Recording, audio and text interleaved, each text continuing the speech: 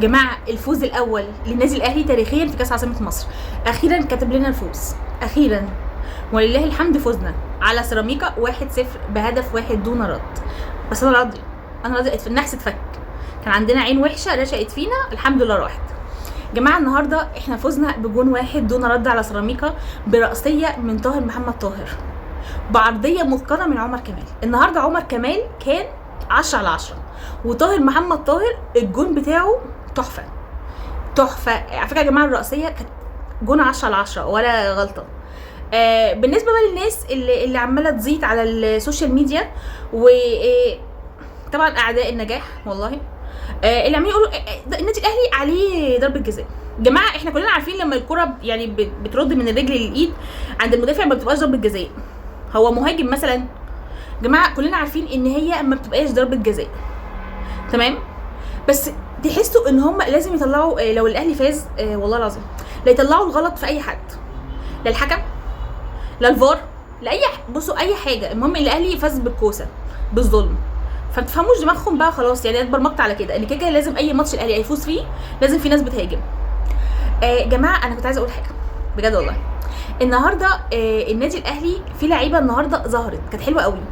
على فكره عمر كمال كان بقاله كتير مش كويس. عمر كمال كان النهارده بياكل نجيله، عارفين بياكل النجيله، بياكلها حرفيا هو وطاهر. وعلى فكره طاهر النهارده كويس قوي. وعلى فكره طاهر بالمناسبه سجل يا جماعه في كده في 6 بطولات. طاهر سجل في 6 بطولات، سجل في الدوري والسوبر المصري والسوبر الافريقي ودوري ابطال افريقيا. على فكره طاهر سجل في كل حاجه، في كل حاجه، وكاس مصر وكاس عاصمه مصر طاهر سجل في 6. فطاهر انت شابو ليك النهارده، يعني النهارده سجلت البطولات كلها. النهارده يوم حلو لطاهر وجون حلو من طاهر. فالنهارده انا مبسوطه والله. النحس اتفك. عارفين هو في ناس تقول ان كاس العاصمه مش مهم، بس النحس نادي الاهلي نفسه انه ما يبقاش منحوس من البطوله، يعني معنويا والله انا عاجبني قوي. والماتش النهارده كان لطيف، وفكره كنا ممكن نكسب اكتر من كده، بس اللعيبه النهارده برده يعني مريحه شويه، فاهمين؟ بس وطبعا احنا ما بنلعبش بالاساسي ولا بنص الاساسي حتى. جماعه كنت عايزه اقول لكم حاجه، كنت عايزه اقول كام حاجه على كاس عاصمه مصر. كاس عاصمه مصر اصلا السنه دي تتكون من 21 فريق، متقسمه ثلاث مجموعات، كل مجموعه 7 فرق. مجموعه الاهلي دي اللي تخصني وتخصنا برضه، يعني تخص الناس اللي بتتابعني، مالناش دعوه بالمجموعات الثانيه. الاهلي يا جماعه في مجموعته مين؟ طبعا ام بي عشان خسرنا 1-0، انا فاكره الماتش ده اللي متعصبني. وسيراميكا كسبناها 1-0، طبعا الواحد ده تقريبا بيلازمنا رقم نحس جماعه. فاحنا مجموعتنا الاهلي وام بي وسيراميكا والمقاولين العرب وام بي وطلائع الجيش وفاركو، دول ال7 مجموعات. احنا لعبنا منهم مين؟ ام بي وسيراميكا بس. طبعا كلنا عارفين اللي هيتاهل بقى هيوصل دور ال8. اتمنى ان احنا نتاهل من المجموعه بجد. هتقولوا لي بطوله مش اي كلام، اصل في ناس بتزيد برضو على السوشيال ميديا تقول البطوله دي يعني ميرو هي مش فارقه لنا، بطوله يعني شرفيه يعني مش فارقه.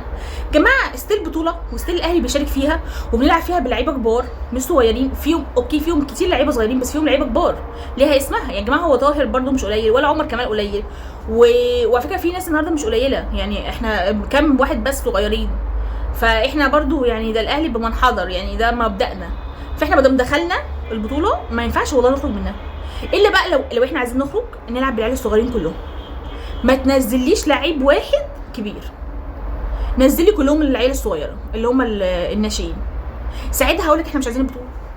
على فكره مش تبقى فرقالي، يعني عشان بس نبقى صراحه مش تبقى فرقالي، بس هي بطوله بدل احنا نزلنا فيها بناس كبار يبقى فرقالنا. يعني مش هنسيب من كل من هب ودب يجيب في سيره النادي الاهلي يقول لك النادي الاهلي خسر مش عارف ايه مش عارف ايه، ده عشان بيلعب بالاساسي وخسروا. يا جماعه احنا ما بنلعبش بالاساسي، احنا بنلعب بناس من وعلى فكره الناس دي بقت احتياطي. يعني بدايه عمر كمان مش اساسي عندنا عشان اكون صراحه، بس وطاهر مش اساسي عندنا، ده كده يعني احنا بنلعب بشويه بس من الاحتياطي بتاعنا، شويه مش كتير، يعني شويه قليلين بجد. وعايزه اوجه رساله مهمه قوي من موقعي هذا للناس اللي بتزيط علينا. كفايه زيطه، كفايه بالله عليكم. مش كل ما الاهلي يكسب بجد عشان الموضوع بقى يخنق وزاد عن حده، يعني فاهمين؟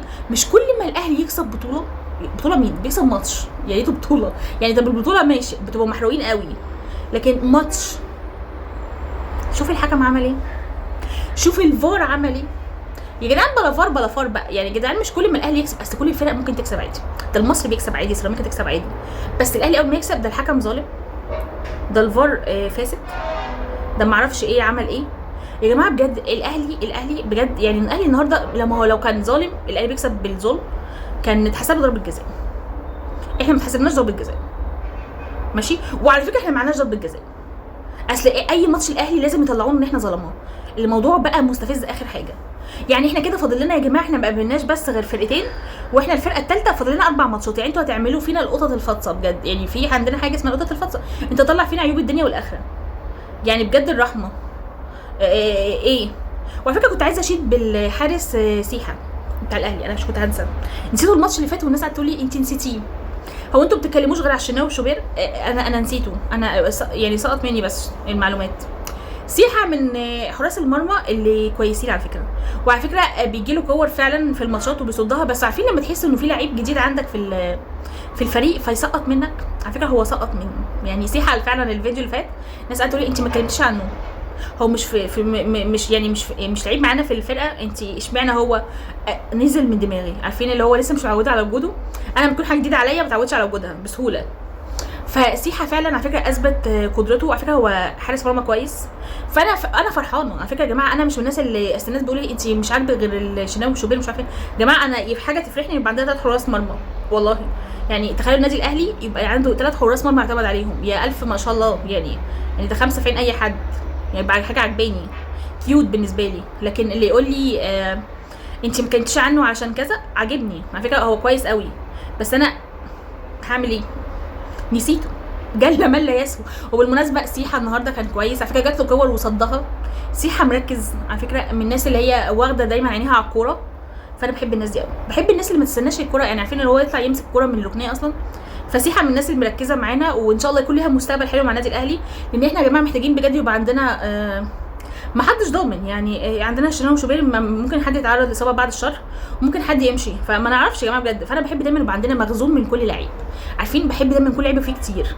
لان احنا بنتسوح لما لعيب يتصاب، ما بحبش يبقى زي الفرق التانية اللي هي لو عندها لعيب بقى اتصاب احنا ننهار، في فرق تانية يعني هم عارفين نفسهم لما عندهم حد بيتصاب بينهاروا، مش عايزه اوصل الليفل ده زيهم، احنا الحمد لله النادي الاهلي ما عندناش الكلام ده، ما بنعتمدش على لعيب واحد عشان ده بيسوح في الاخر وبيخسرنا بطولات، واحنا يعني ما شاء الله علينا بنخش في بطولات كتيره، فبنحتاج بجد كذا لعيب في كل مكان. طبعا ده مش معنى اللعيب بيقعد لحد ان هو حاجه وحشه، لا بالعكس احنا بنبقى محتاجين كواليتي عالي ويقعد كواليتي عالي، على فكره بيبقوا الاثنين كواليتي عالي، بس افرض ده اتصاب، فاهمين؟ طبعا كله على حسب قناعات المدرب، مش معنى ان انت تقعد دكه ان انت وحش، لا كل واحد مدرب بيبقى عايز مثلا اللي بيلعب رجله اكتر، لا مش عارفه اللي بيعمل بايده، عارفين كده زي حارس المرمى اللي هو رجله اكتر ايده اكتر، هي بتبقى يعني اقتناعات من المدرب، بس مش معنى انت قاعد دكه انت مش ان انت وحش، لا في احسن وفي احسن منك يا جماعه، احنا بنحب اللعيبه الكتيره في كل مكان، النادي الاهلي كده. فاهم حاجه ان انا مبسوطه ان احنا فزنا النهارده يا جماعه، وعودا حميدا لينا بالفوز لكاس عاصمه مصر، يا رب ما ينقطعش، بس كده.